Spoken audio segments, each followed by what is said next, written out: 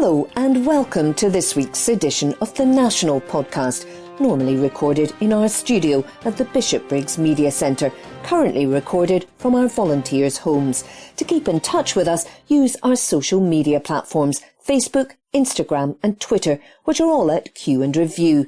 That's CUEANDREVIEW. Or get in touch via information@qandreview.com.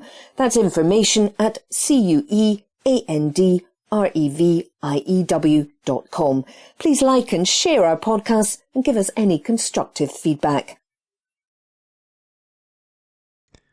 From the National, Friday the 7th of October 2022, from the news section. Home Office reprimanded after sensitive counter-terror documents left at London venue. By Ninian Wilson. The Home Office has been reprimanded by a watchdog after sensitive counter-terrorism documents were left at a London venue. The documents, which were handed to the police in September last year after being found by venue staff, included 2 reports from the Government Department's Extremism Analysis Unit and a counter-terrorism policing report. Both contained personal data, including that of Metropolitan Police staff, the Information Commissioner's Office, ICO, said. The watchdog found the Home Office failed to ensure an appropriate level of security of personal data and for documents classified as official sensitive. So issued Home Secretary Suella Braverman, the department's data controller, with a formal reprimand. Information Commissioner John Edwards said, "Government officials are expected to work with sensitive documents in order to run the country. There is an expectation, both in law and from the people the government serves, that this information will be treated respectfully and securely. In this instance, that did not happen, and I expect the department to take steps to avoid similar mistakes in the future." The investigation also concluded the Home Office did not have a proper process for signing out documents from its offices and should have reported the incident to the ICO within a 72-hour time limit. In a letter to the Home Office Permanent Secretary Matthew Rycroft, the ICO said the breach was not reported by the department until April the 4th this year, even though its staff had been informed the day after the incident. An envelope containing 4 documents classified as official sensitive was found at the venue by staff on September the 5th, 2021. They handed them to police the next day, who gave them back to the Home Office. The papers contained the personal data of 2 Met staff and a foreign kingdom visa applicant who was the subject of the documents. A Cabinet Office investigation concluded the Home Office was the most likely source of the documents. The ICO did not say where the incident took place and refused to confirm the type of venue, other than it was a public place. A spokeswoman for the body said providing details of the venue was not necessary. The Home Office has since taken steps to avoid similar breaches occurring in the future, the ICO said, but it called for more improvements to be made, including a review of how such documents should be handled, a proper process for signing out documents from offices, and a review of training for staff in handling records containing personal data. Responding to the ICO's reprimand, a Home Office spokesman said, "The UK is one of the most robust and transparent oversight regimes for the protection of personal data and privacy anywhere in the world. We note the decision published by the Information Commissioner's Office today and will take its implications into consideration. We continue to ensure that robust controls and independent oversight are in place to ensure we are fully compliant with requirements on processing of personal data."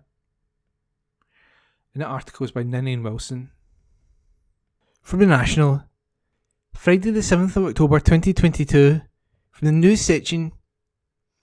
UK government sticking 2 fingers up to scientists with new North Sea licensing round, by Abby Garton Crosby. Furious climate campaigners have accused the UK government of sticking 2 fingers up to scientists as a new licensing round for oil and gas exploration in the North Sea. The UN and environmental experts have warned that any further fossil fuel projects brought online will have a devastating impact on efforts to limit global warming to 1.5 degrees Celsius. Meanwhile, UK Tory Climate Minister Graham Stewart claimed that the licensing round will be good for the environment. First Minister Nicola Sturgeon said that any new project should be subject to the most stringent climate checks, adding that she feared the plan was a continuation of the UK's haphazard planning about energy. The Scottish Greens joined the campaigners in decrying the move as climate vandalism. The North Sea Transition Authority, NSTA, will begin its 33rd round of offshore licences, with the UK government arguing increased production will boost the economy and energy security. Stewart claimed a new licensing round for oil and gas exploration is entirely compatible with climate targets, and we have one of the lowest emitting production systems for oil and gas. Speaking to BBC Breakfast, the Climate Minister said, "Actually, it's good for the environment, because when we burn our own gas, it's got lower emissions around its production than foreign gas, as well as supporting British jobs. Our development is not going to affect our usage. Our usage is determined by the framework of the Climate Change Act and the Independent Climate Change Committee, which informs government policy. So you really can be assured that it's actually, I know it sounds contradictory, but it's actually good for the environment that we are going to produce more of our oil and gas at home." Licences have been made available for sectors of the North Sea, known as blocks, with the NSTA estimating more than 100 may be granted. Companies have been urged to apply for licences covering the areas to the west of Scotland, in the northern North Sea, the central North Sea, the southern North Sea and the East Irish Sea. However, the FM said there has to be a transition away from oil and gas and accused the UK government of haphazard planning over energy. Speaking to BBC Breakfast ahead of the SNP's party conference in Aberdeen on Friday, she said, "In terms of new licences, I've been very clear that within the context of that just transition, we've got to subject any decisions about future exploitation of oil and gas to the most stringent climate checks. I worry right now that what we're hearing from the UK government is just a continuation of their haphazard planning about energy. In the long term, what they're doing is undermining energy security rather than strengthening it, because energy security, it's difficult, it's challenging, but the route to energy security is to secure that transition away from fossil fuels to renewables." Scottish Greens Energy and Environmental spokesperson Mark Ruskell MSP said that the move was a brutal slap in the face to anyone concerned about climate change. He added, "If this kind of climate vandalism is allowed to go ahead, it will spark more scenes of misery and devastation in those areas already dealing with the impacts, and it's tantamount to a death sentence for tens of thousands of others. We can't drill our way out of this crisis. Even trying to is totally incompatible with our international obligations. We need to be planning for a future beyond oil and gas, not doubling down on it. That means halting all new drilling and investing in a just transition to renewables." Ruskell added that the climate crisis is the biggest challenge facing this generation and called on the UK government to take the issue seriously. He added, "Every day that the UK government and others spend on these failed, damaging and anti-climate policies is another day that has been wasted. The longer that action is delayed, the more extensive it will have to be." Friends of the Earth, FOE Scotland, said the UK government's climate compatibility checkpoints are a worthless charade. Campaigner Freya Aitchison said, "It is deeply cynical to attempt to provide cover for reckless plans to expand the very industry that is fueling both the climate and the cost of living crises." She added, "By encouraging greedy fossil fuel companies to keep looking for more fossil fuels, the UK government is denying the reality of the climate emergency. It is sticking two fingers up to climate scientists and energy experts who have made it clear that there should be no new oil and gas if we are to remain within agreed climate limits. Instead of new fossil fuels, we urgently need a transition to an energy system powered by renewables and a mass rollout of the energy efficiency measures to reduce energy demand. With the cost of living skyrocketing due to the volatile prices of oil and gas, it's obvious that our current energy system is completely unfit for purpose, serving only to make oil company bosses and shareholders richer while everyone else loses out."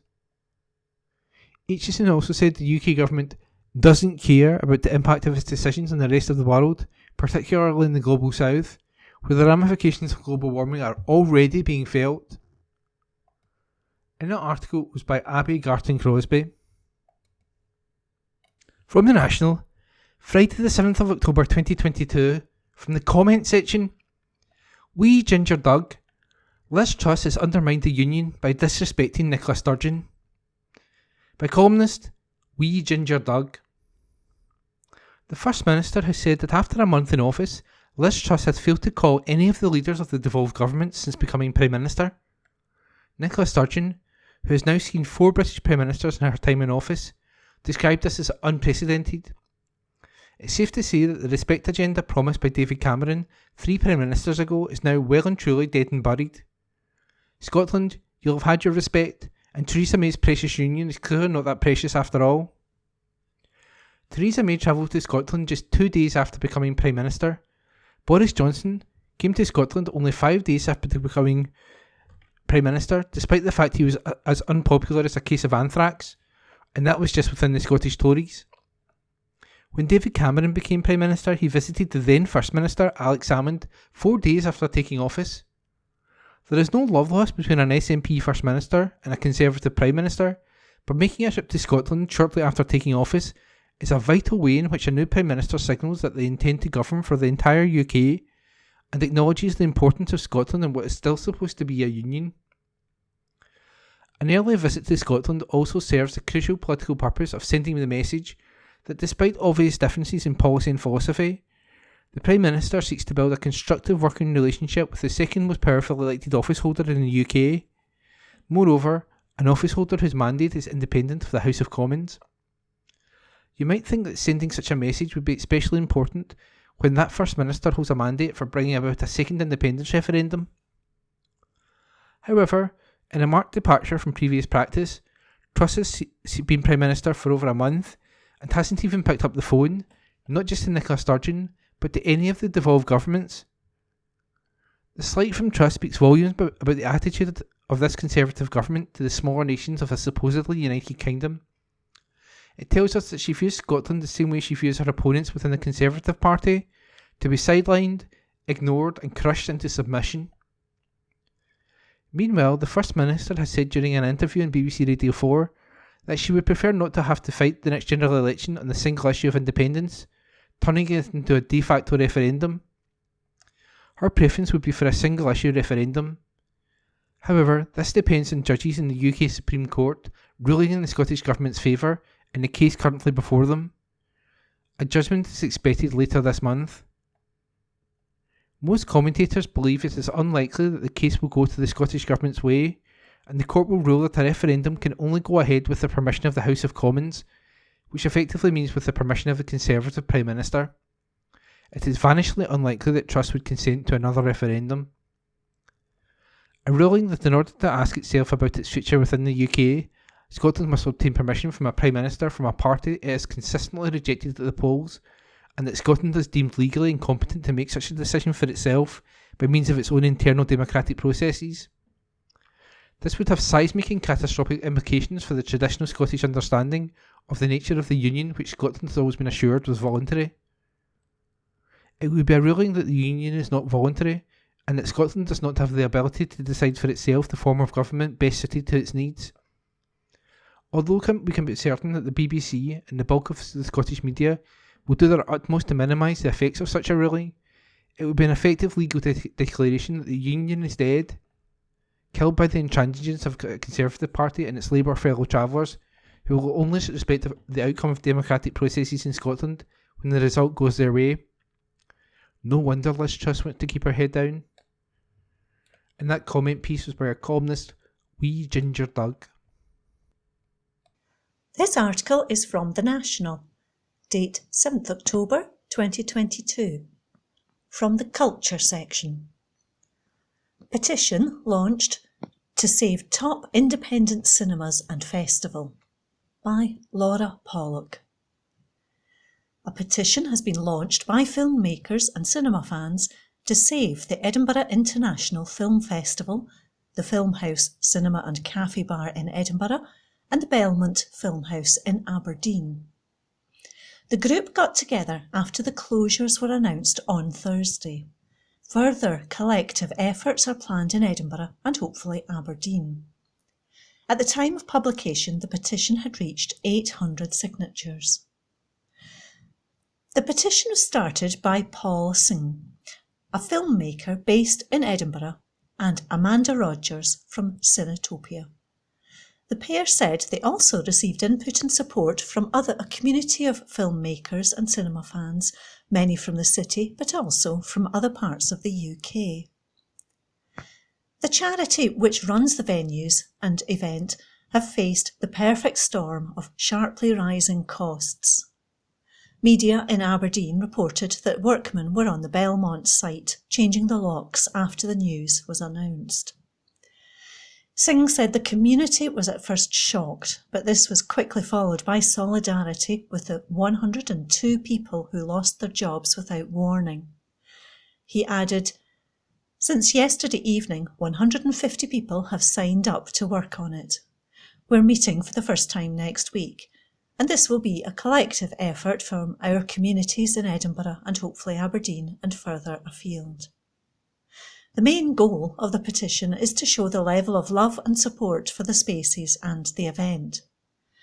Singh said it was also to encourage those in a position to save them, preserve those essential cultural institutions.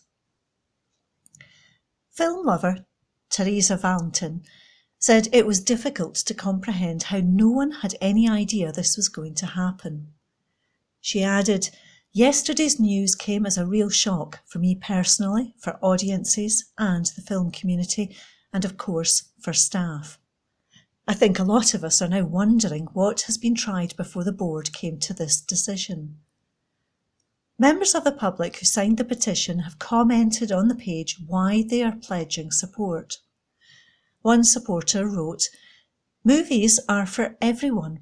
To lose the cultural space and unique programming that Filmhouse and EIFF provides would be a crushing loss to the city." Another said, "I just cannot imagine Edinburgh without the Filmhouse and EIFF. It is such a wonderful individual space to go to. We need places like the Filmhouse and its cafe bar to maintain the character of the city, or it will be lost to global chains and faceless corporations. The EIFF brings excitement and a bit of glamour to our sometimes dour streets. Surely something can be done." A spokesperson for Creative Scotland said, "We are saddened by the news from CMI, the loss of employment of cultural cinema programming in Edinburgh and Aberdeen, and the impact on the Edinburgh International Film Festival. We are working to explore future options for such cinema programming in both Edinburgh and Aberdeen and for Edinburgh International Film Festival's 2023 edition." That article was by Laura Pollock. This article is from The National, date 7th October 2022, from the Culture section. Scotland's share of the UK's film studio space continues to grow, research finds. By Gregor Young. Scotland's share of the UK's film studio space continues to grow as more repurposed properties and studio conversions underpin the ambition of making the country a hub for high-end productions, according to new analysis from an independent commercial property consultancy.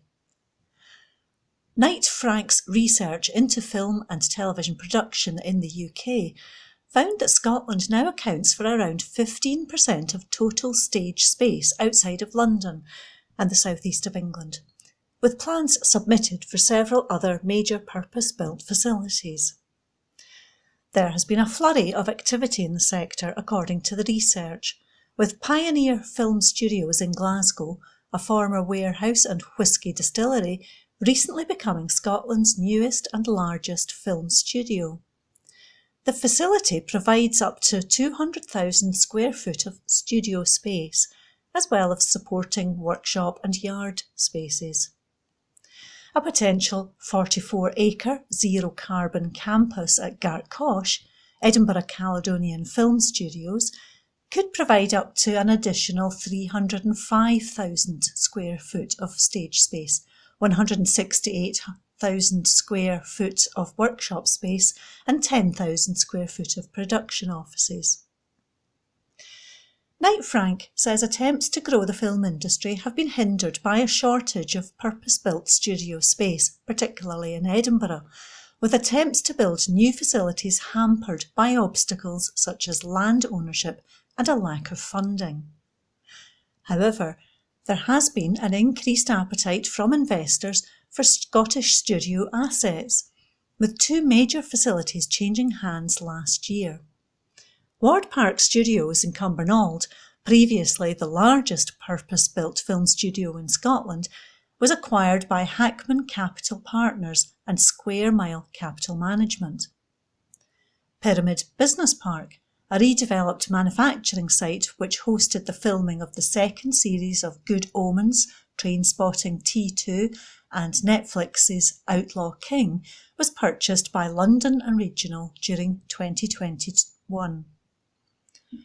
Alistair Steele, head of Scotland Commercial at Knight Frank, said, "There has been a steady rise in inward investment to Scotland's film sector as more global productions choose Scotland's natural landscape and scenery, strong creative sector, competitive tax credits and world-class talent pool.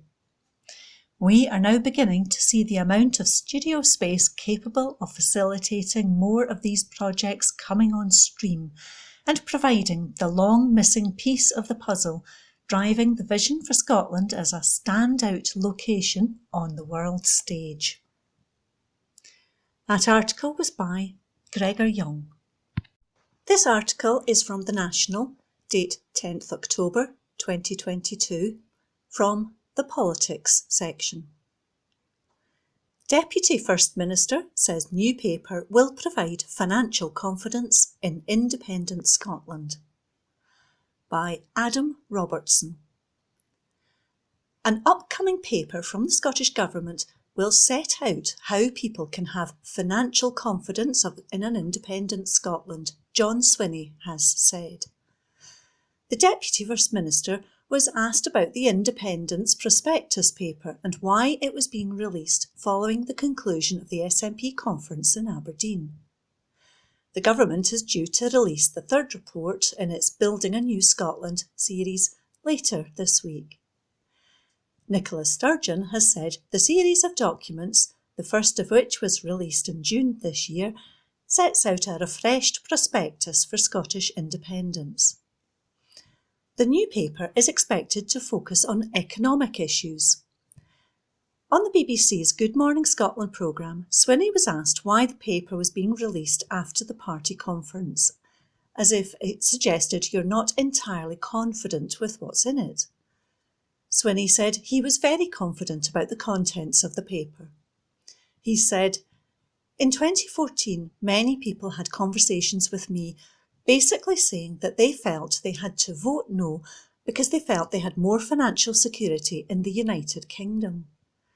Well, today, 8 years on, the tables have turned and people feel very financially insecure in the United Kingdom. And what our paper will do is to set out how people can have financial confidence about the future that lies ahead for an independent country."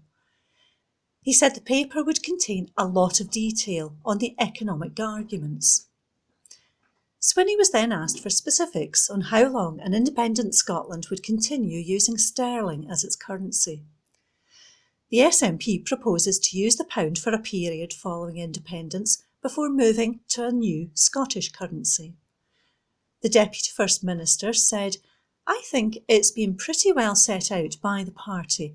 How long depends on the economic conditions that we experience, and there are very defined tests about what stage we would move from using the pound to using a Scottish currency.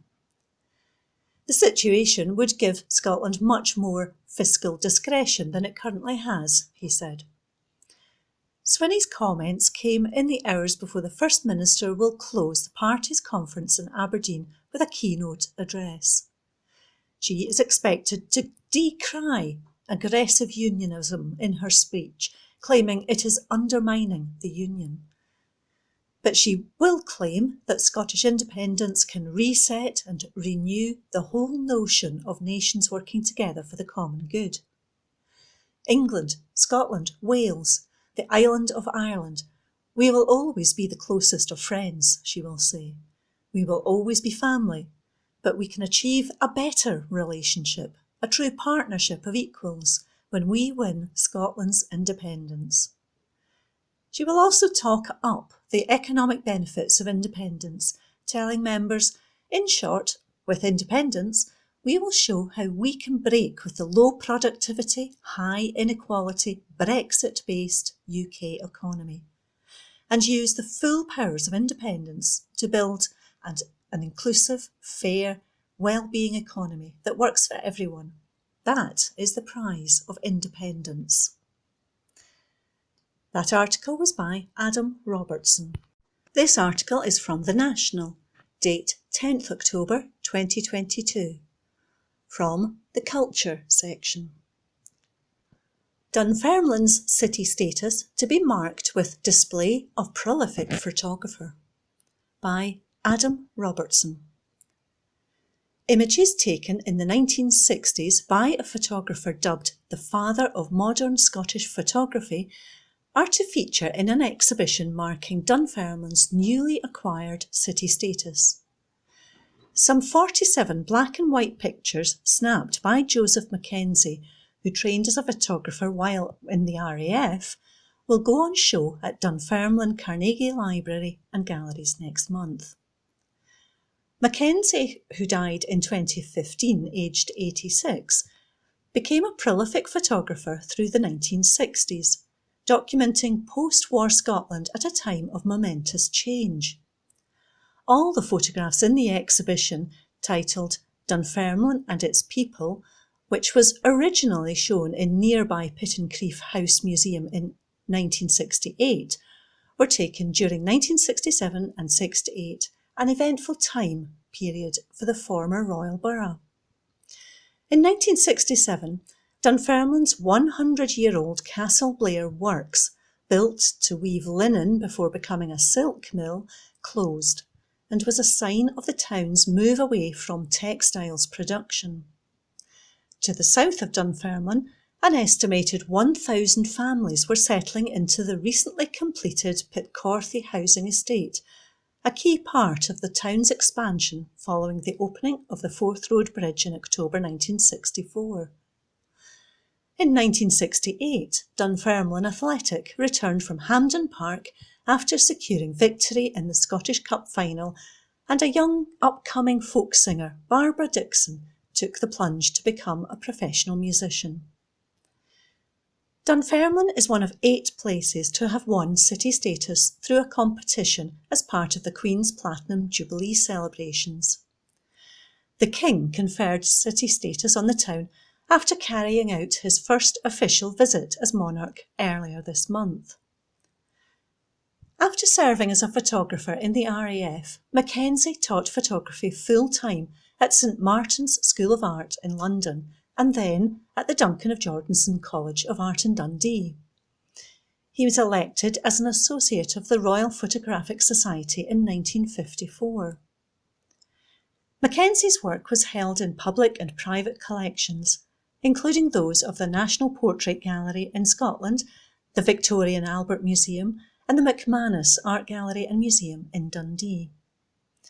His Glasgow Gorbals Children exhibition was shown in Edinburgh, Dundee and Dunfermline in 1965, and in 1966 he followed this up with Dundee, a city in transition, to commemorate the opening of the Tay Road Bridge.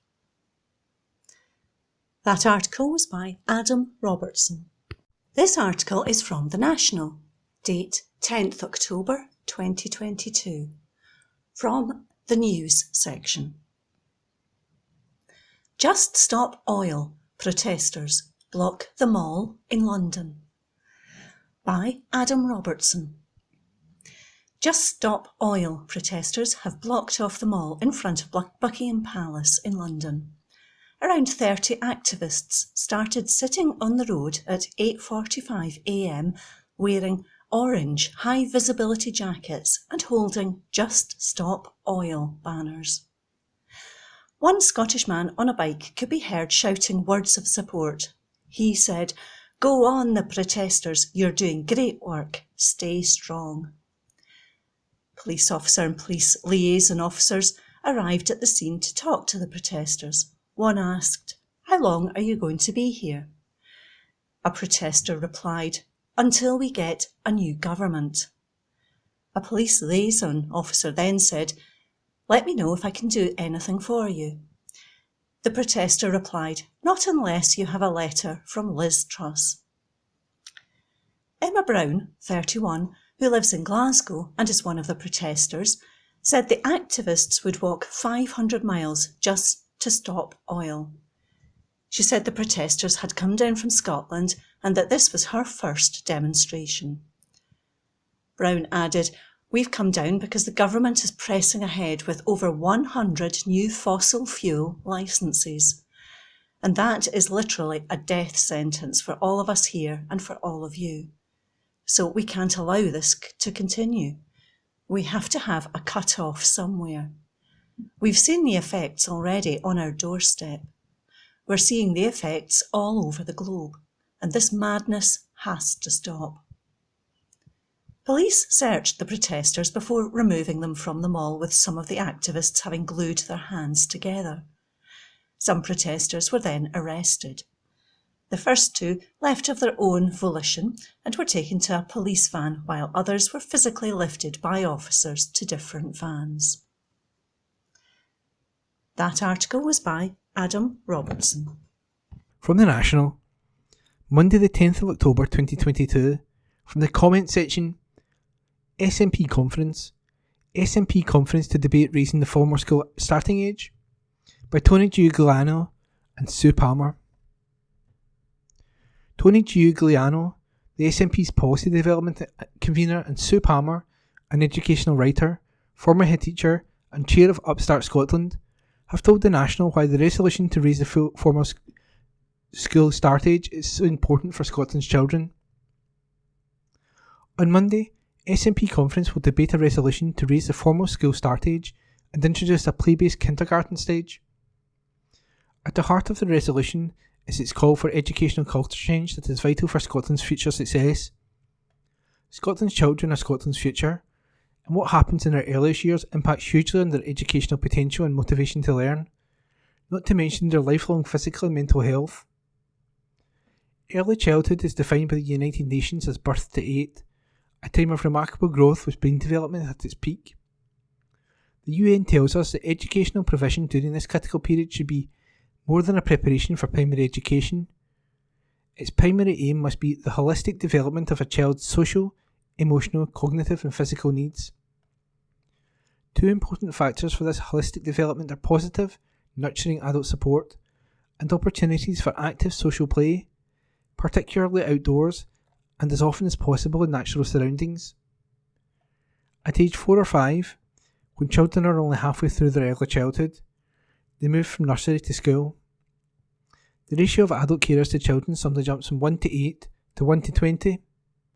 There's far less likelihood of all-day access to outdoor play and, since this is school, children are now expected to crack on with the 3 R's of reading, writing and reckoning. Indeed, since 2018, Primary 1 children have been expected to sit Scottish National Standardised Assessments, SNSA, in literacy and numeracy.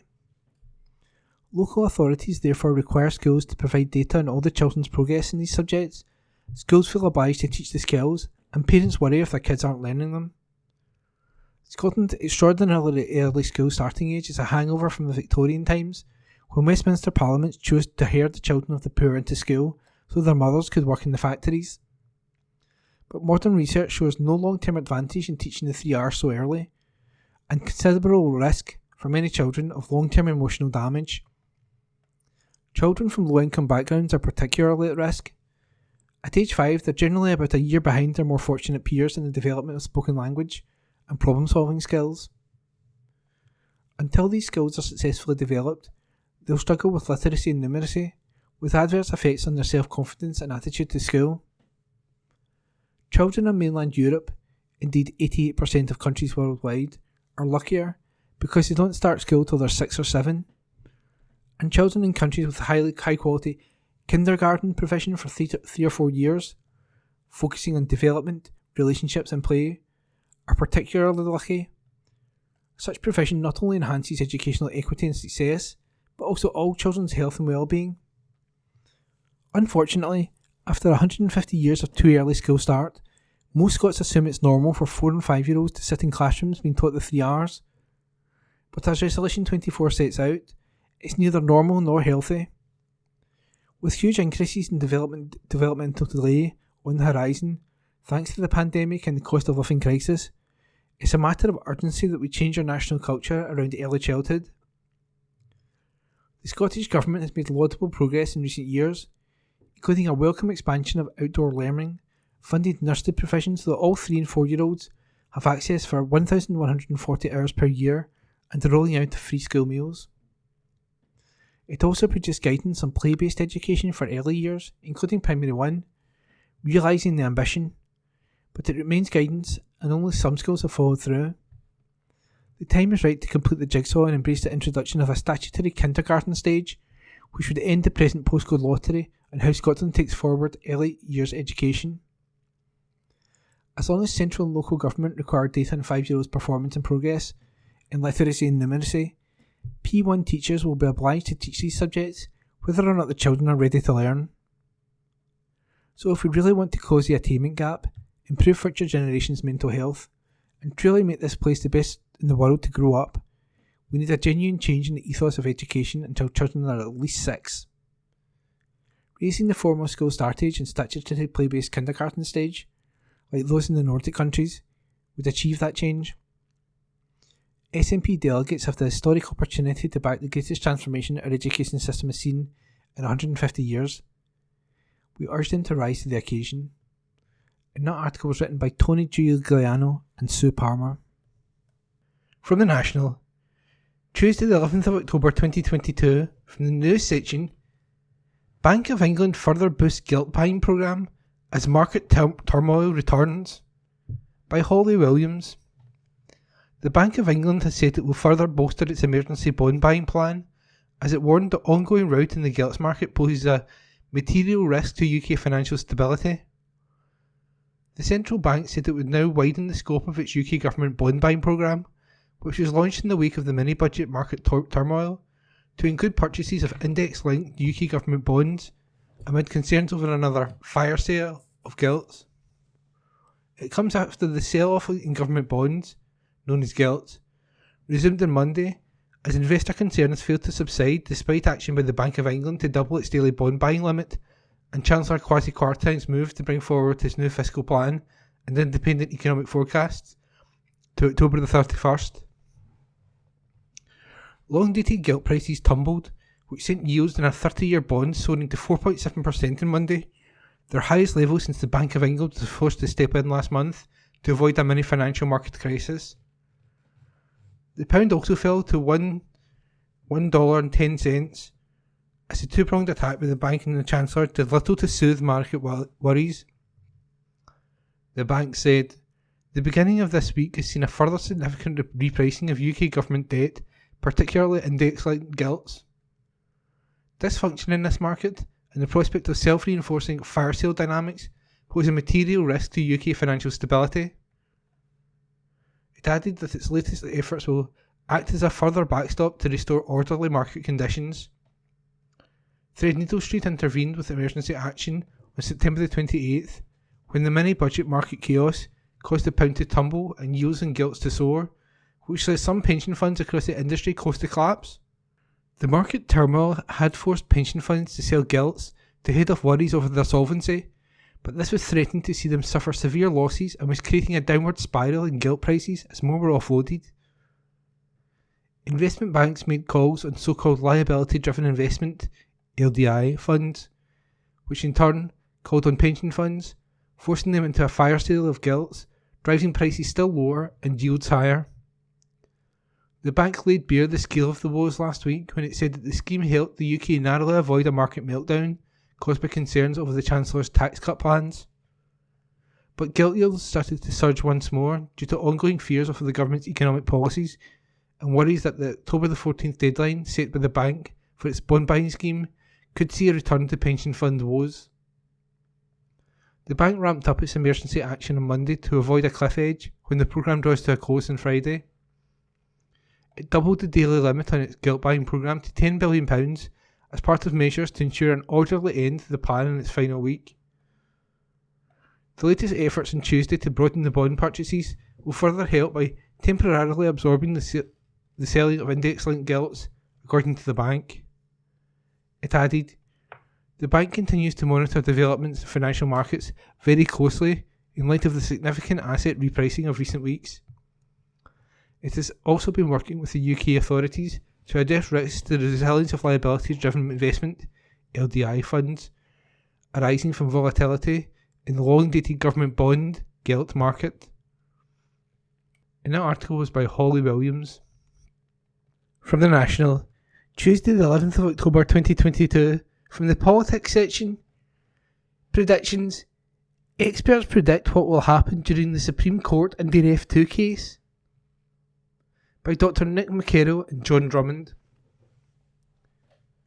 What can Yes supporters expect from the 2 days of constitutional back and forth in the UK's highest court?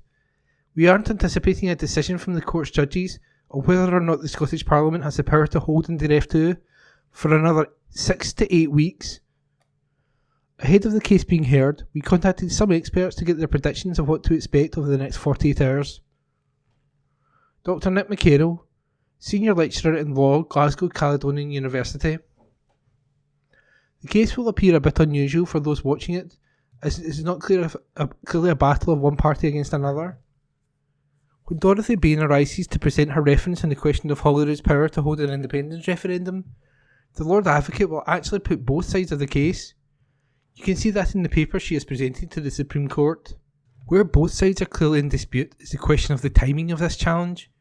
The Advocate General representing the UK Government believes that the Lord Advocate has made a legal error by raising the question at this stage.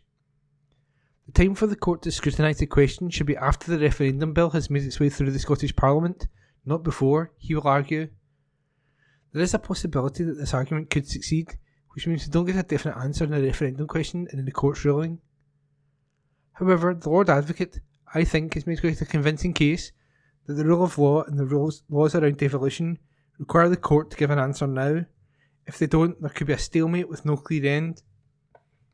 On the substantive question of Holyrood's powers, previous cases at the court would suggest there will be a reluctance to agree that devolved parliaments can pass laws on reserved matters. Even the argument that the referendum will not be legally binding for me does not overcome that hurdle. So, success in confirming Holyrood has the power to hold a referendum to me seems unlikely. John Drummond. What will the Supreme Court decide? My answer is that it may not really matter in the end. First, a health warning. If you're looking for legal niceties, seek those elsewhere. Here, I am looking at morality, not law. And, for many, this is about morality and ethics. So, it's important to recognise that the law derives from morality and not the other way round. It is also about how one sees oneself. For instance, no one can make a person feel bad unless that person agrees. Likewise, no one can make a country feel bad about independence unless that country agrees. Does Scotland agree with the role of the Supreme Court in terms of the Constitution? For instance, who decided that the Supreme Court is supreme in this respect? Were you asked? Westminster decided these matters. There is also a larger point about whether, or to what degree, its constitutional pronouncements are democratically robust in a Scottish context. Ultimately, these matters are decided by morality. Do you agree to be so governed? Might be the more apt question. Tomorrow, on the TNT show on Indie Live at 7 PM, I'll be talking with Professor Eileen McHarg, who will be taking your questions on the Supreme Court. And that was by Dr. Mick McKerrow and John Drummond. From the National, Tuesday the 11th of October 2022, from the politics section. Former Labour Shadow Minister Sam Tarry ousted in deselection vote, by Adam Robertson. A former Labour Shadow Minister, who was sacked from the party's front bench earlier this year, has been deselected in his constituency. Following weeks of campaigning in the safe Labour seat of Ilford South, Sam Tarry failed to see off a challenge from the leader of Redbridge Council, Jazz Athwal. It marks the first deselection of a Labour MP for more than a decade. Tarry was beaten by 499 votes to 361. Athwal will now go forward as the party's candidate at the next general election instead of Tarry, who was sacked from Labour's front bench after giving broadcast interviews from an RMT picket line. The vote came after his local constituency branches opted to trigger full reselection proceedings. While candidate selection can be a fraught issue internally within the party, it is relatively rare for a sitting MP to be deselected by their local party. Tarry described himself as very humbled and excited ahead of Monday's hustings. He told the Labour List website after his defeat, "I'm incredibly disappointed in this result, mostly for all my committed volunteers and the wonderful people of Ilford South. I intend to issue a further statement tomorrow on the process and outcome." Athwal, a well-known figure locally, was running to stand in Ilford South in 2019 before he was suspended due to a serious allegation. He was later fully cleared. The party's shadow health and secretary and MP for Ilford North, West Streeting, was among the first to congratulate Athwal. He praised his resounding victory, which he said reflects his lifelong commitment to this borough and his outstanding leadership for Redbridge Labour. Jazz will be a superb representative for Ilford South. He is an Ilford story, the boy who came from the Punjab and built an education, successful businesses, and a wonderful family here, Streeting said. He added, "He's led Redbridge Labour to 3 unprecedented victories because he's a local resident who fights as hard for our community as he would for his own family. I look forward to working with Jazz as Ilford South next Labour MP." That report was by Adam Robertson. From the National, Tuesday the 11th of October 2022. From the comments section, The Joker. Jack Monroe defends Nicola Sturgeon in Detest Tories row. By The Joker. The Tories have been whipping themselves into a frenzy after Nicola Sturgeon said she detested everything they stood for, broadcasting the First Minister's statement far further than it ever would have travelled without their help. But instead of the outraged pearl clutching they were no doubt banking on, people across the UK have come out in support of the SNP leader's statement. The line has proven so popular, some entrepreneurial souls have started flogging merch with it printed on a graphic handily provided by the Scottish Tories. Of course, there's been the predictable full outrage from the same Conservatives who didn't bat an eyelid at Michael Gove being labelled a sadist with a darkness inside him that corrupts his soul by figures in his own government, but little else. As the FD's chief political correspondent Jim Pickard noted, the pass the smelling salts reaction would be more credible if the Tories weren't briefing this weekend that an SNP Labour coalition would be monstrous. Quite. And now anti-poverty campaigner Jack Monroe has come out swinging in support of the First Minister. After a brief Twitter hiatus, Monroe logged back onto the social media platform on Sunday. After one tweet of a wage emoji to hint at her return, and a share of a Martin Lewis tweet about a little-known benefit that could add thousands to pensions, the bootstrap cook launched into a defence of the SNP leader. Being a Tory is not a protected characteristic. It is a choice, unlike race, sex, gender, disability, etc., they wrote. If you don't want to be considered detestable, you can identify right out of conservatism and stop backing detestable people, policies and ideas. Hashtag I stand with Nicola Sturgeon. Monroe went on, "You may disagree with me, and that's fine, but watching the literal oppressors co-opt the language and struggles of those they oppress on a daily basis is a little bit much to keep quiet on. Straight from the Abuser's Handbook 101, that nonsense, and I won't stand for it.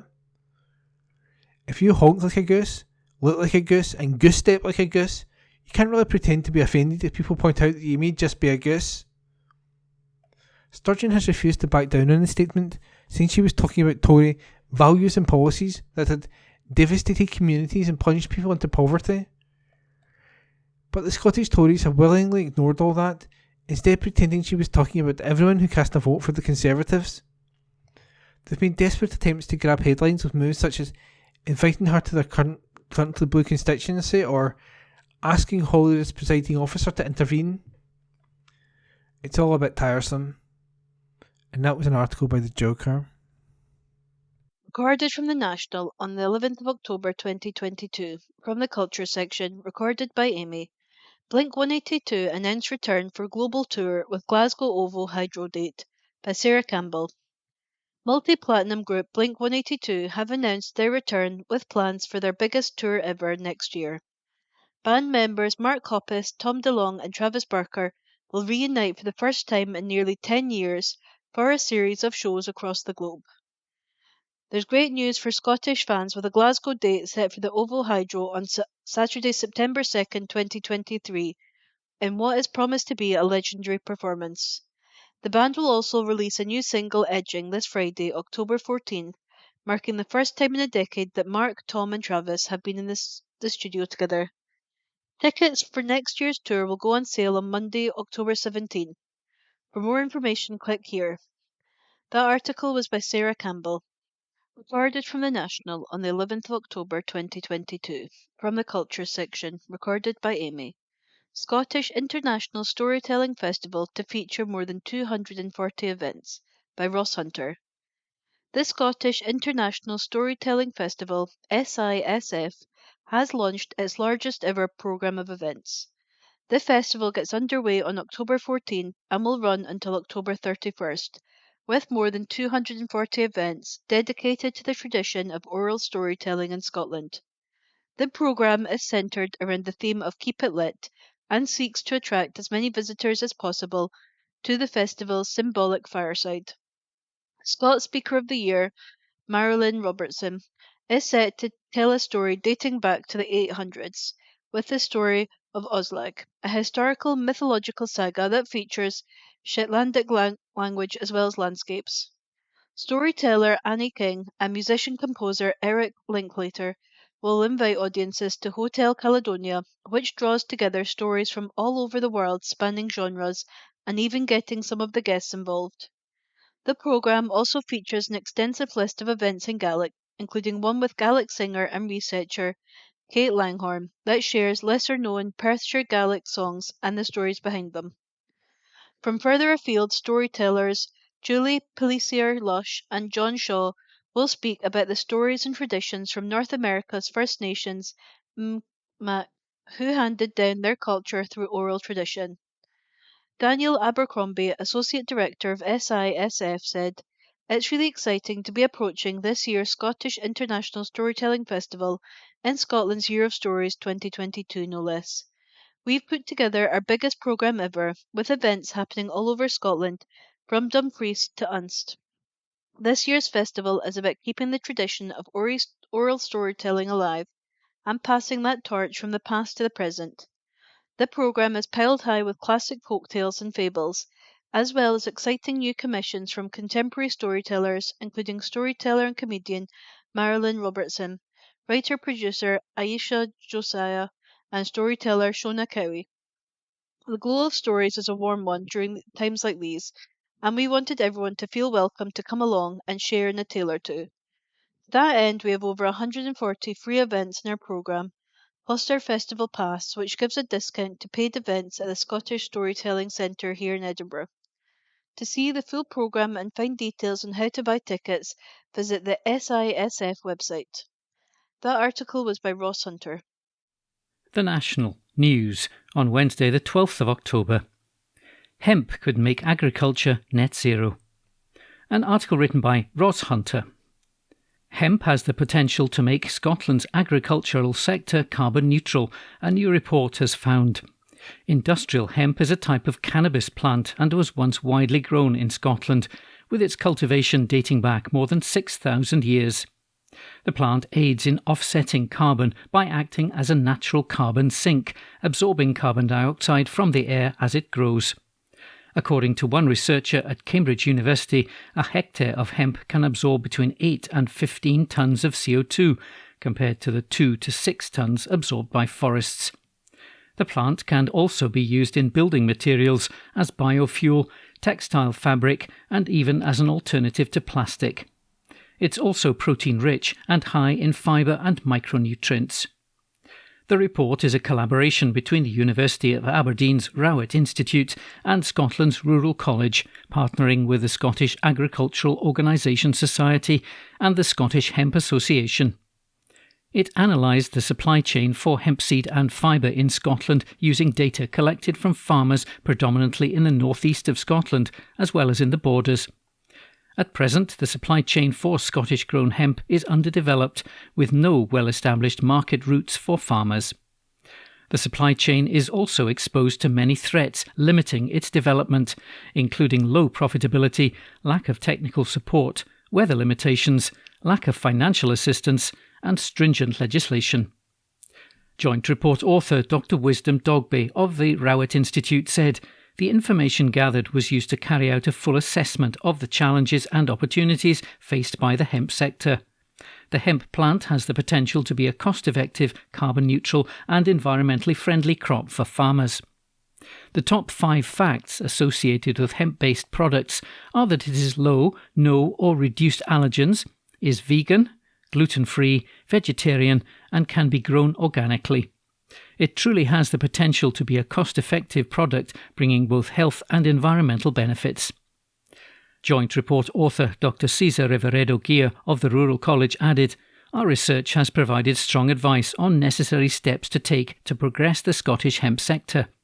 These include, in the short term, strategies that can be adopted by stakeholders, such as using hemp as a carbon credits crop, as well as the provision of educational and technical support to hemp growers. Medium-term strategies involve relaxing the regulation of hemp and establishing a strong hemp processing sector. Long-term strategies to revamp the hemp sector include establishing strong vertical and horizontal linkages, a seed production centre and a well-coordinated hemp association." An article written by Ross Hunter. The National Politics on Wednesday the 12th of October. Major financial agency slams Chancellor's mini-budget. An article written by Ross Hunter. Kwasi Kwarteng has once again defended his mini-budget after the International Monetary Fund, or the IMF, criticised the UK government's tax-cutting plans. The IMF said that the Chancellor's unfunded tax cuts had made the Bank of England's ability to keep down inflation more difficult. In its prestigious twice-yearly World Economic Outlook, the fund also criticised the scale of the stimulus provided with regards to energy bills and noted that UK inflation will be the highest in the G7 by the end of 2023.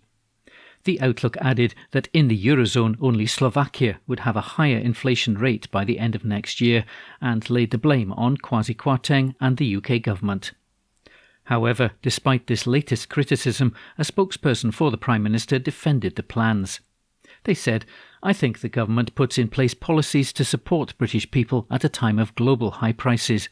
That's why we think it's right to step back from the highest tax burden in 70 years and ensure the public can keep all of the money they earn. But look, I think the IMF projections set out global challenges that countries are facing. They noted that the UK economy is projected to grow at a rate of 3.6% in 2022 and 0.3% in 2023. Obviously, these projections were prepared before the announcement of the growth plan and the energy price guarantee, so don't reflect the impact of our fiscal measures," they said. They added that the government's plan will lift growth projections. During an exchange in Parliament, Mr Kwarteng said that his financial statement on October the 31st will be relentlessly upbeat, but with an iron commitment to fiscal responsibility. However, the SNP pointed out that this is the second time the IMF has criticised the UK government's handling of the economy. SNP Shadow Chancellor Alison Thewlis MP said, "The latest criticism from the IMF over the Tory government's disastrous budget is damning. It's unacceptable that rather than heeding the warnings and acting to properly support households and businesses, the UK government instead simply buried its head deeper into the sand. With warnings mounting each day over the real threat to people's incomes, pensions and homes, it's clear that only with independence will we be able to escape harmful Westminster control and get rid of the Tories for good. The reality is that whether it's the Tories or Labour, Scotland will be forced to pay a heavy price as a result of an extreme Brexit and another round of deep austerity cuts under Westminster. Independence is the only route to keep Scotland and our economy safe and build a fairer and more equal society." Pierre-Olivier Gourencha, chief economist of the International Monetary Fund, also warned other countries not to follow the UK's example unless they wish to stoke further financial instability. An article written by Ross Hunter. The National News on Wednesday the 12th of October. Record number of women employed. An article written by Adam Robertson. More women are in work in Scotland than ever before, according to the latest data from the Office for National Statistics, or ONS. A total of 74.9% of women aged 16 to 64 north of the border are currently employed, the highest since labour force statistics began in 1992. The data also revealed the unemployment rate in Scotland has dropped by 1.1 percentage points in the past year to 3.3% for the period June to August 2022. This is below the UK-wide unemployment rate of 3.5%. It means that Scotland's estimated employment rate currently stands at 75.8%, which is 0.4 points up from the previous quarter. This is the joint second highest employment rate for the country since 1992, along with the periods March to May 2019 and May to July 2017. It's also higher than the overall UK rate of 75.5%. Employment Minister Richard Lochhead said the Scottish economy and labour market are continuing to show resilience, with the employment level the highest in the series and the rate increasing over the quarter to 75.8%. Additionally, the employment rate for women in Scotland was the highest since the Labour Force Survey estimates were first published in 1992. This is despite the serious challenges Scotland's facing as we recover from the pandemic, the cost crisis impacting businesses and households, the continued impact of Brexit, and the economic consequences of Russia's illegal invasion of Ukraine, all impacting on the economy. Mr Lochhead added that Brexit policies are continuing to cause labour shortages and that this is having a negative impact on various sectors across the country. He continued, the UK government holds key powers over migration, visas, VAT, national insurance and key parts of employment law. I've been calling on the UK government to establish a joint task force with devolved nations to alleviate the pressures that current labour market shortages pose. Despite agreeing to engage with the devolved nations on these issues in June, we've received no further response to our request for a joint task force. The UK government must engage with the Scottish government and use all available powers to address these matters. An article written by Adam Robertson. The National News on Wednesday the 12th of October. Widespread missile attacks on Ukraine could qualify as war crimes. An article written by Gregor Young.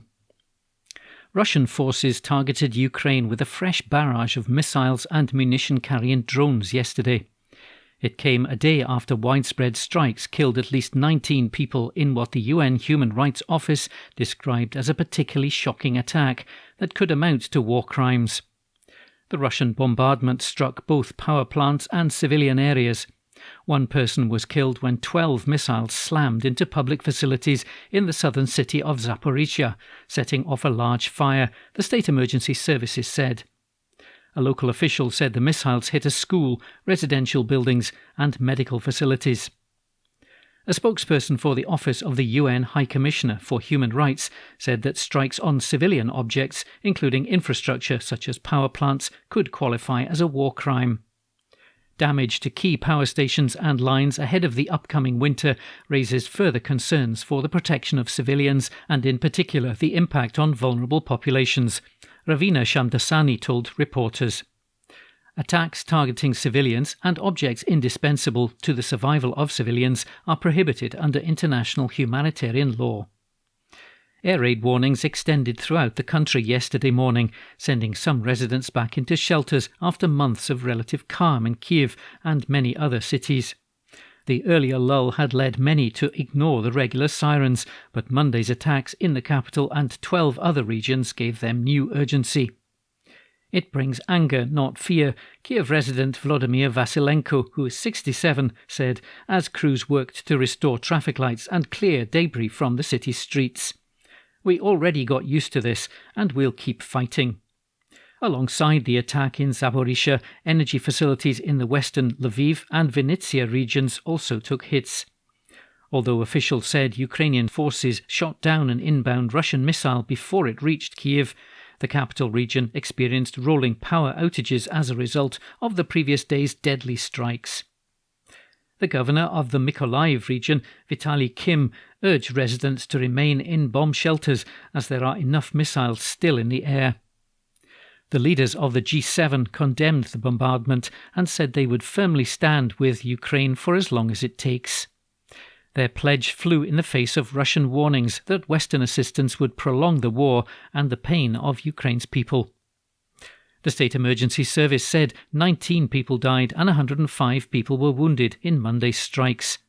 At least 5 of the victims were in Kiev, Mayor Vitaly Klitschko said.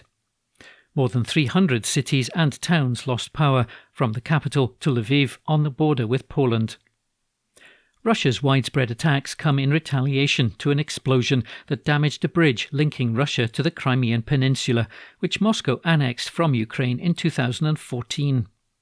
Although Ukrainian officials said Russia's missile strikes on Monday made no practical military sense, Mr. Putin said the simultaneous attacks with precision weapons came in retaliation for what he claimed was Kiev's terrorist actions while attempting to repel Moscow's invading forces.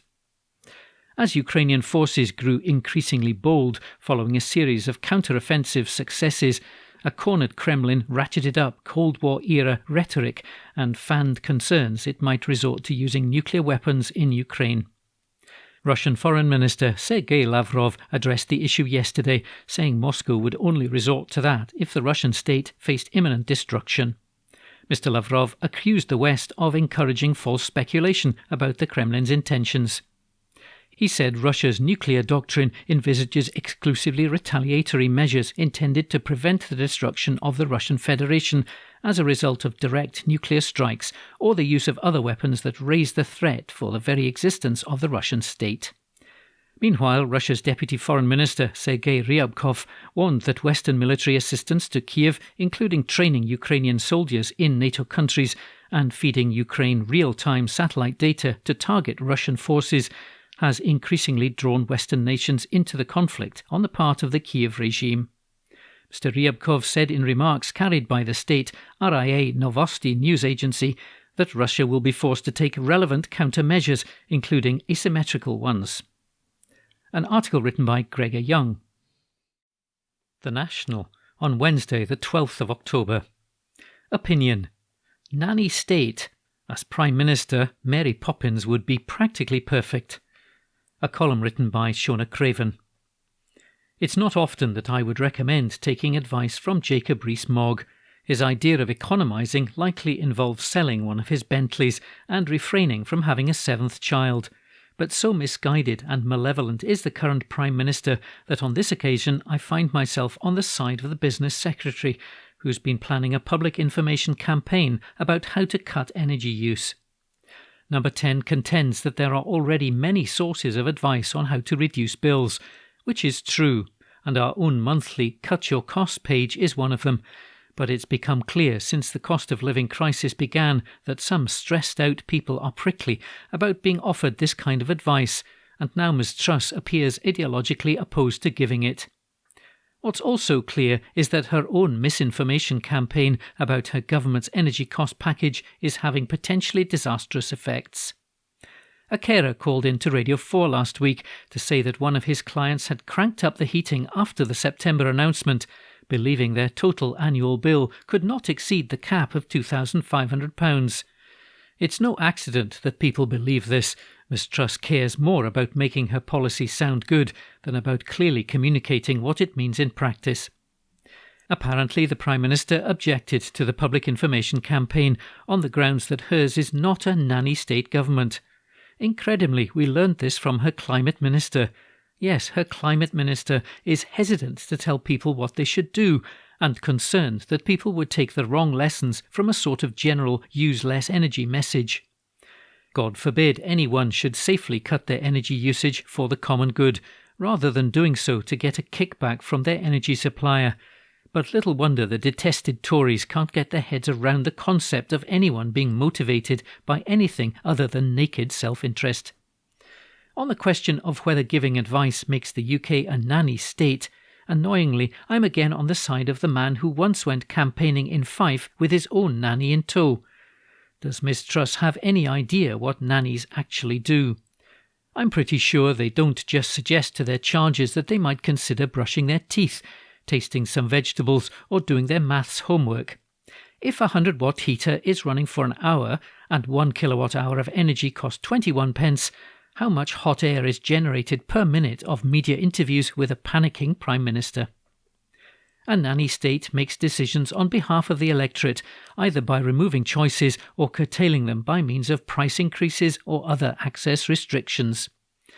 When we face having huge decisions made for us in the form of power plant shutdowns and consequent blackouts, it's absurd to think that offering a bit of advice is a step too far. It now seems Miss Truss has relented, if not quite U-turned, as the existing Help for Households website is to be beefed up. It really does seem as though she's consistently trying to antagonise her own colleagues by doing the opposite of what any reasonable person would seem appropriate, then flip-flopping. Perhaps she genuinely thinks a top concern of voters is living in her distorted idea of a nanny state. But at this point I would support Mary Poppins for Prime Minister if there was any hope of a snap general election. She might not have a magic money tree, but she does have a bottomless carpet bag and the ability to quite literally parachute into a safe seat accordingly. She would seek broad exemptions to the sugar tax for anything with conceivable medicinal purpose, and she endorses the feeding of birds, not the starving of bairns. She wouldn't dream of telling her friend Bert to go and get a better job, respecting his work-life balance as an enthusiastic participant in the gig economy, and her manifesto commitments include taking us to places we've never dreamed of, as opposed to leading the country into an economic nightmare.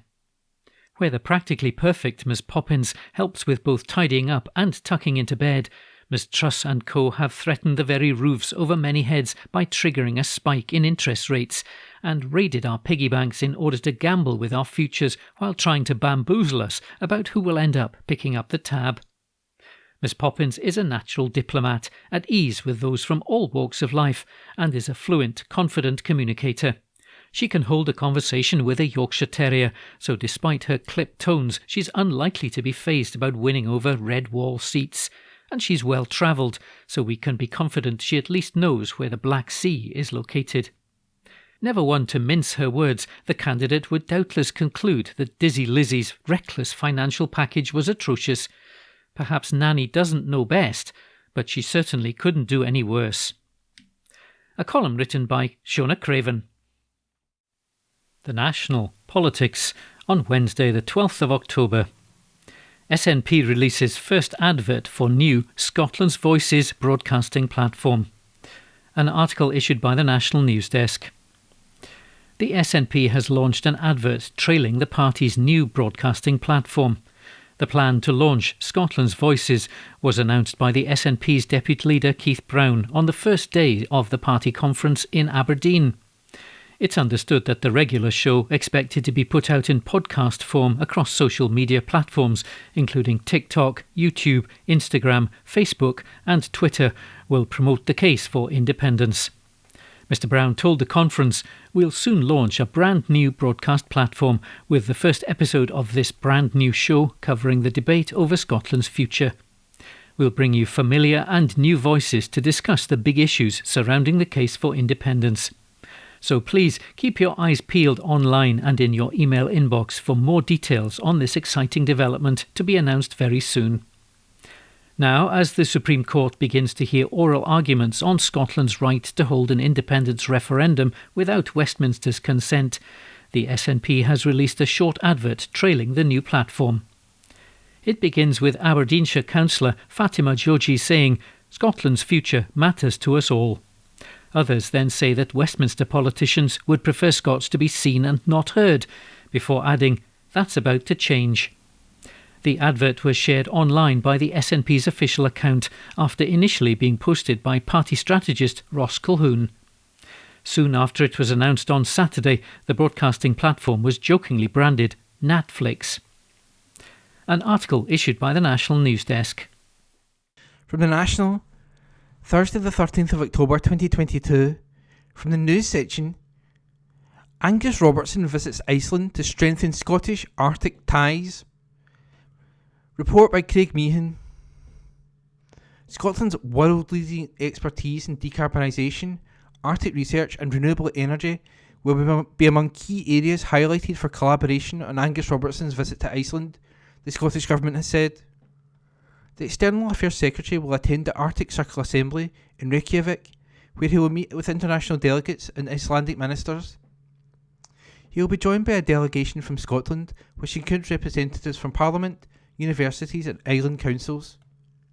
With a focus on knowledge exchange and international collaborations, the themes of Scotland's contribution to this year's conference range from biodiversity loss and ocean energy to higher education and rural connectivity. Scottish ministers have participated in the Arctic Circle Assembly every year since 2016, while First Minister Nicola Sturgeon attended the event last year.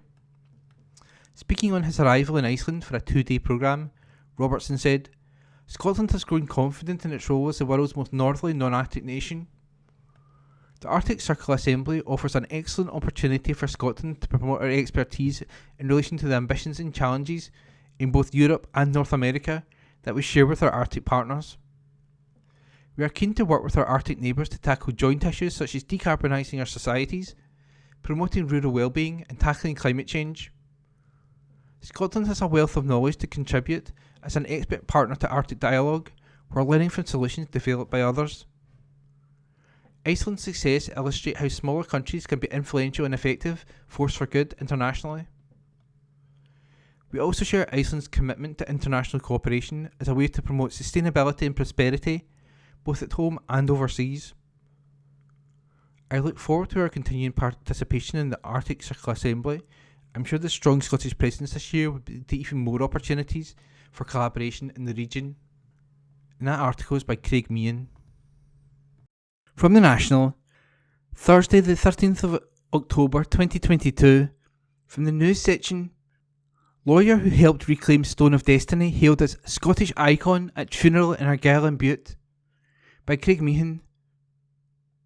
A lawyer who helped reclaim the Stone of Destiny will be remembered for as long as Scotland exists, mourners at his funeral service have been told. Until his death on October the 4th, aged 97, Ian Hamilton KC was the last surviving member of the gang of 4 students who took the famous stone on which kings and queens of Scotland were traditionally crowned. Former SNP MSP Alex Neil told the service at Connell Village Hall, Argyll and Bute, that his late friend was a Scottish icon, adding, "As long as there's a planet called Earth and a nation called Scotland, the name of Ian Hamilton will be remembered. For thousands of years from now, I believe that Ian will be revered then as he is today." Draped in a saltire, Hamilton's coffin was taken after a service to his home near the village, with the pallbearers, who included his sons Jamie and Stuart, carrying him in the last leg of his final journey. Born in Paisley, Renfrewshire in 1925, Hamilton was studying law at Glasgow University when he took part in the daring Christmas Day raid on Westminster Abbey with fellow students Gavin Vernon, Kay Matheson and Alan Stewart.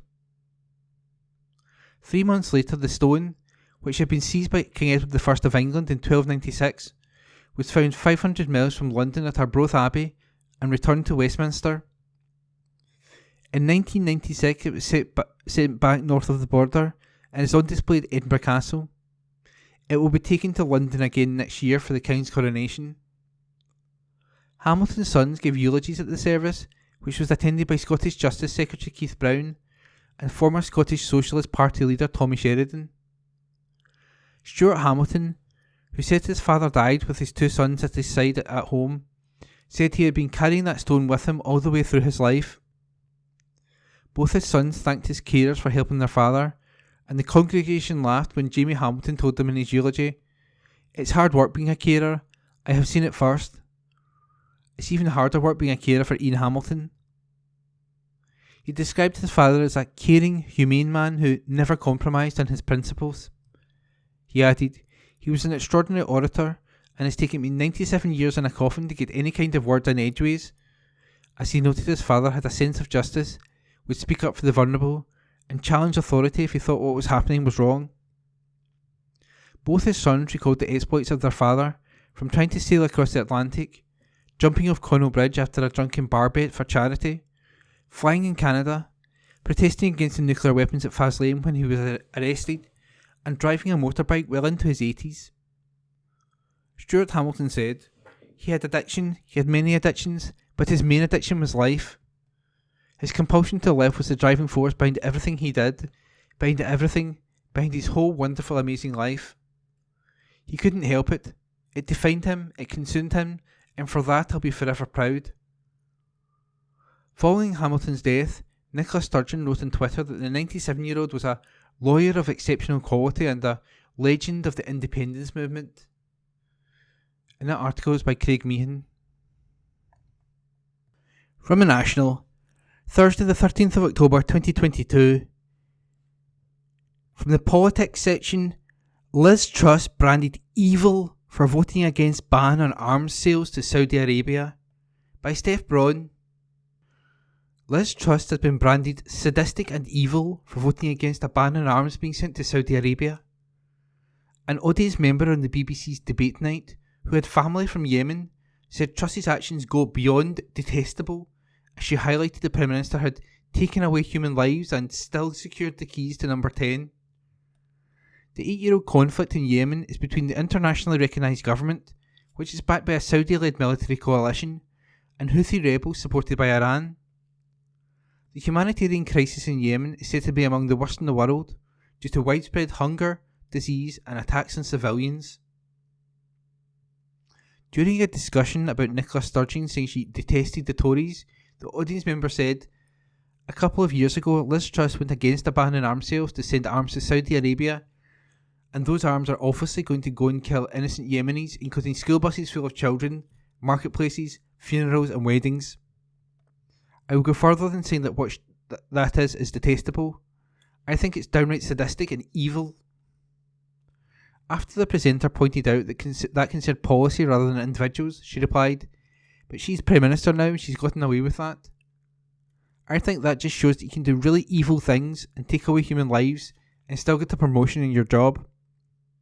During the discussion, Tory MSP Jeremy Balfour also said Sturgeon's language bordered on a hate crime. Sturgeon defended her comments by saying she was referring to Tory policies and values. And that report was by Steph Braun. From the National, Thursday the 13th of October 2022, from the news section, man killed in 3-vehicle crash on the A9 in Highlands. Report by Adam Robertson. A man has died following a 3-vehicle crash on the A9 in the Highlands. A silver Ford C-Max travelling south on the single carriageway near Kingussie was involved in a collision with 2 vehicles travelling north, a white Mercedes Sprinter van towing a trailer carrying a small tractor, and a blue/black Renault Captur. The crash occurred at around 6:45 p.m. on Wednesday. The driver of the Ford, a 64-year-old man, was pronounced dead at the scene. The 41-year-old male driver of the van and his 20-year-old male passenger were checked over by the paramedics. The female driver of the Renault, 61, and her 79-year-old male passenger were also treated at the scene. The road was closed while crash investigations were carried out, and it reopened around 4 a.m. on Thursday. Police are appealing for witnesses. Highlands and Islands Road Policing Sergeant Alistair Mackay said, "Our thoughts are with the family and friends of the man who died at this difficult time. As we continue our inquiries into the circumstances, I would appeal to anyone who saw what happened, or who has relevant dashcam footage of the area at the time, to contact us. Anyone with information is urged to call Police Scotland on 101, quoting reference 2835 of October the 12th. And that report was by Adam Robertson. From the National, Thursday the 13th of October 2022, from the comment section, the world looks on aghast at the UK's economic chaos, and there are lessons for Scotland here, by Professor Richard Murphy. Someone once said there are decades in politics when most that happens could be occurred in little more than a week. Then they suggested there are weeks when a decade's worth of events take place. It's not hard to work out which we have suffered since I appeared in the National just 7 days ago. The Truss Tory government in Westminster has seemingly decided to shed whatever limited credibility it might have had on that day, little more than a month ago, that Truss was announced to be leader of her party. Since then, they have announced the first unfunded budget in history. As a result, they have been forced to make U-turn on the 45p tax rate and windfall taxes on energy companies. They keep insisting there will be no more U-turns to come, but no one believes them. That's because no one can work out how Kwarteng's figures add up. This government is still a disaster in the making. As a result, financial markets have decided to ignore the interest rates set by the Bank of England and are now pushing market rates much higher than the official ones. The result is that the price of government bonds, which are issued to fund government spending not covered by taxation, has fallen rapidly because our price falls as interest rates rise. And, as many now know, that has resulted in financial pressure on pension funds. The Bank of England has, very reluctantly, been forced to assist them, while making many U-turns of its own whilst doing so. The resulting impression that this government and the Bank of England might not be able to organise the proverbial party in a brewery is very strong. Around the world, other countries look on bemused and aghast at the mess London is creating. What should anyone in Scotland think about all this? I won't return to the currency issue. I discussed that last week, and depending on what the SNP has to say on its economic plan due next week, might well discuss that again, quite soon. But, anyway, that is not the only issue of concern. What everyone in Scotland needs to understand from this is that sound finances are the foundation of any state, but when finances are made the focus of a state, then the state will fail, as the UK is now giving the impression of doing. Dealing with these issues in turn, what the first means is that an independent Scotland has to have a plan for sound finances. This requires that there must be an unambiguous plan for the currency, spending, investment, taxation, borrowing, pensions, banking and the management of the institutions that will manage these matters. Nothing less will do. Understanding of all issues will be vital to the success of an independent Scotland. Failure to be clear will lead to a political mess and lack of confidence, as Truss is discovering. Scotland can never replicate the City of London. But however good the systems and financial services sector of Scotland that they might regulate might be after independence, the real lesson from the mess that England is in is that Scotland must never try to replicate the role of the City of London in Edinburgh or anywhere else after independence. A state cannot be built on the basis of financial services. The UK has tried that for 40 years now. The result is all too obvious. This policy has led to rampant inequality, whether at a personal level or between regions. It has also degraded international relationships. You cannot ultimately be a centre for a slightly dodgy hot money and be a part of the international community.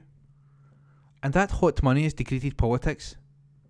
We do not know how often the Tufton Street think tanks in London are funded, but they always have been big fans of tax havens. That's not a good look. Financial services cannot be a foundation.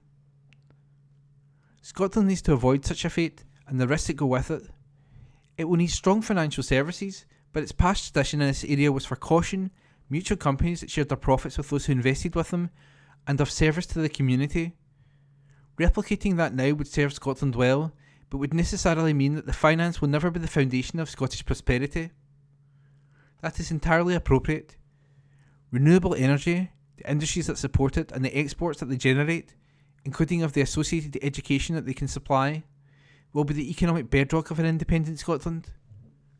And the good news in all this is that the debacles of the type now engulfing the Tories in Westminster are much less likely as a consequence. Honesty about government finances and a dependence on real wealth creation, not finance, are what Scotland needs. Which does bring me quite neatly back to thinking about what the SNP might have to say next week. And that column was by Professor Richard Murphy. And that was this week's The National Podcast, normally recorded in our studio at the Bishopbriggs Media Centre, currently recorded from our volunteers' homes with the publisher's kind permission. Thanks for listening.